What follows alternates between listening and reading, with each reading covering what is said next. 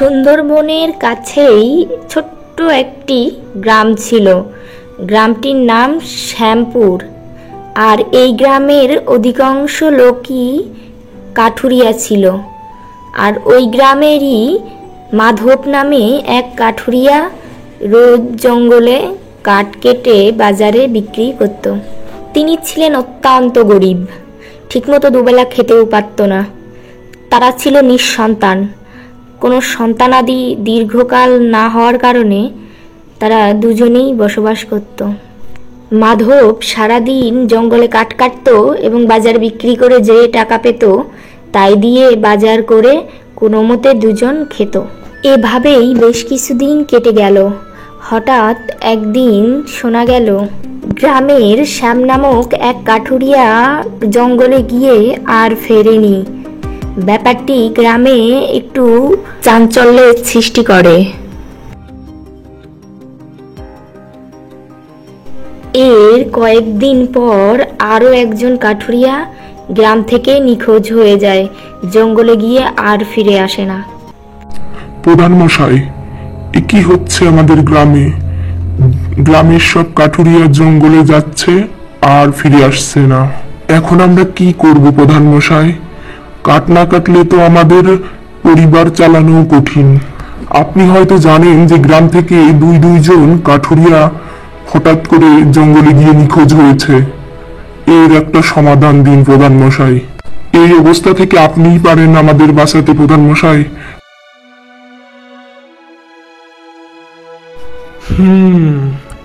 এতদিন তো সব ঠিকঠাকই ছিল, হঠাৎ আবার কি হলো যে জঙ্গলে গিয়ে কাঠুরিয়ারা সব নিখোঁজ হয়ে যাচ্ছে? প্রধান মশাই, আমি শুনেছি যে ওই জঙ্গলে নাকি একটা মানুষ খেকো গাছ রয়েছে, আর এর জন্যই নাকি মানুষগুলো ফিরে আসছে না। তাহলে তো বড়ই মুশকিল। এখন তোমরা কি করবে? তাহলে তোমাদের পেশাটাই পাল্টাতে হবে। গাছ কাটা বাদ দিয়ে তোমরা এখন মাছ ধরো নদীতে। তাছাড়া শুধু শুধু এই নির্দোষ মানুষগুলো কেন জঙ্গলে গিয়ে মানুষ খেকো গাছের পেটে যাবে? আমার মনে হয় যে জঙ্গলে কাঠ কাটার থেকে ভালো হয় নদীতে মাছ ধরো। ঠিক আছে প্রধান মশাই, আমরা এখন থেকে নদীতে মাছ ধরে জীবিকা নির্বাহ করব। আর এর কয়েকদিন পর, হ্যাঁ গো, ঘরে খাবারের মতো একটা দানা পানিও নেই।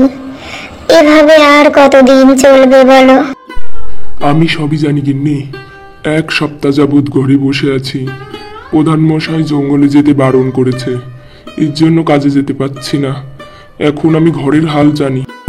আর এই এক সপ্তাহে একটা দানা পানিও থাকার কথা না ঘরে। এখন দেখি গিন্নি কি করা যায়। প্রধান মশাই তো বলেছিল যে নদীতে মাছ ধরো, কিন্তু মাছ ধরতে হলেও তো জালের প্রয়োজন। সে জাল কিনতেও কিছু টাকার দরকার, আর আমি এখন এই টাকাগুলো কোথায় পাবো? একটা কাজ করলে হয় না গিন্নি? আমি জঙ্গলে যাই, গিয়ে কিছু কাঠ কেটে নিয়ে আসি, আর ওগুলো বিক্রি করেই একটা জাল কিনে নিয়ে আসবো, আর তারপর থেকে মাছ ধরবো। সে কি কথা গো? জঙ্গলে তো সবার যেতে নিষেধ করেছে প্রধান মশাই। জঙ্গলে নাকি মানুষ খেকো গাছ রয়েছে। তোমার ওখানে যাওয়ার কোনো প্রয়োজন নেই। আমরা না খেয়ে থাকবো তবুও ভালো, জঙ্গলে যাওয়ার কোনো দরকার নেই। না গিন্নি, জেদ করো না। আমি যাব, কিন্তু গভীর জঙ্গলে যাব না। জঙ্গলের এক পাশ থেকে কিছু কাঠ কেটে নিয়েই চলে আসব। না গো, তুমি জঙ্গলে যেও না, আমার মন শুধু কু ডাকে। শোনো গিন্নি, এভাবে না খেয়ে ঘরে মরার থেকে ভালো জঙ্গলে গিয়ে গাছের পেটে গিয়ে মরাও ভালো। তার থেকে ভালো হবে আমি জঙ্গলে যাই এবং কিছু কাঠ কেটে নিয়ে আসি। সারা জীবন তো অনেক পুণ্য কাজ করলাম, মানুষের একটা ক্ষতি কখনো করিনি। আর এই বয়সে এসে যদি গাছের পেটে যেতে হয় কোনো পাপের কারণে, তো তাহলে ভালো, আমি গাছের পেটেই যাব। তুমি আমাকে নিয়ে চিন্তা করো না গিন্নি।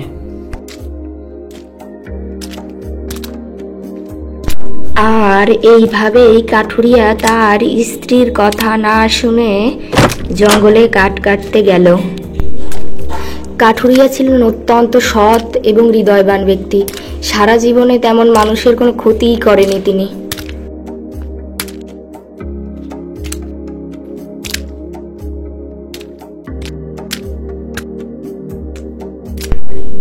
সারা জীবনে তিনি মানুষকে ক্ষতি না করার কারণে আর এই শেষ বয়সে এসে তাকে গাছের পেটে যেতে হবে, এই ভাবতে ভাবতে তিনি গভীর জঙ্গলের মধ্যে ঢুকে পড়ে। তিনি মানুষ খেকো গাছের কথা শুনেছে, কিন্তু সে গাছ যে কেমন হয় সেটা তিনি জানেন না। এই ভেবে তিনি ভাবে যে সে একটা শুকনো গাছ কাটবে, যাতে করে সে তাড়াতাড়ি নিয়ে বাজারে বিক্রি করতে পারে।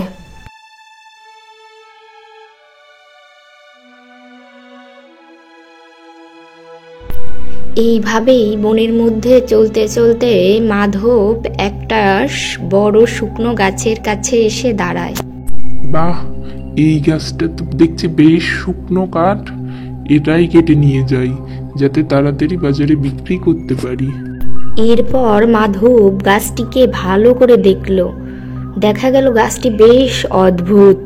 এরপর গাছের সামনে কিছুক্ষণ দাঁড়াতেই এসব কথা চিন্তা করতে না করতেই হঠাৎ করে গাছের এক দানবী রূপ বেরিয়ে এলো কাঠুরিয়ার সামনে।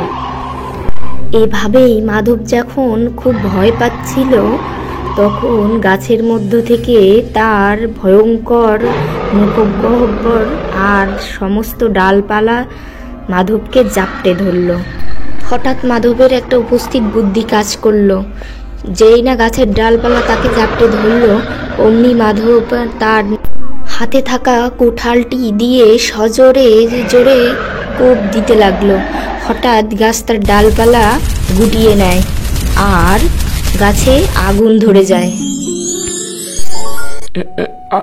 আপনি কে? ভয় করো না কাঠুরিয়া ভাই, আমি তোমার কোনো ক্ষতি করব না, বরঞ্চ তুমি আমার নতুন জীবন দান করলে। কিন্তু আপনি কে? এই গাছ থেকে হঠাৎ কিভাবে মানুষ রূপান্তরিত হয়ে গেলেন? বড়ই আশ্চর্যের ব্যাপার, এটা কিভাবে সম্ভব? ভয় পেও না কাঠুরিয়া ভাই, আমিও তোমার মতনই একজন মানুষ ছিলাম, কিন্তু দুর্ভাগ্যবশত আমার জীবনে ঘটে গিয়েছে এক দুর্ঘটনা। কিন্তু কি সেই দুর্ঘটনা ভাই, যার জন্য তুমি এই গভীর জঙ্গলে গাছে পরিণত হয়েছিলে? তবে শুনতে চাও তুমি সেই কাহিনী? তবে শোনো, অনেকদিন আগের কথা। আমার ছোটবেলা থেকেই তন্ত্রমন্ত্র বিদ্যার প্রতি যথেষ্ট আকর্ষণ বোধ ছিল, আর তার জন্যই আমি এক গুরুদেবের কাছ থেকে তন্ত্রমন্ত্রের সম্ভার পাই।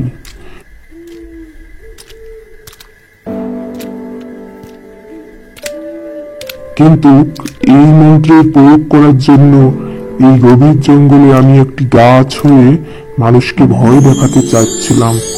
কিন্তু তখনই এই রাস্তা দিয়ে এক সাধু সন্ন্যাসী যাচ্ছিল,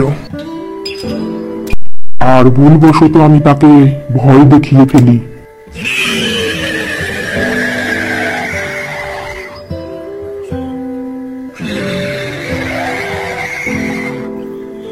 সেখান থেকে তিনি আমাকে অভিশাপ দিয়েছেন যে সেই দিন থেকে আমি একটা রাক্ষসে গাছে পরিণত হয়ে যাই।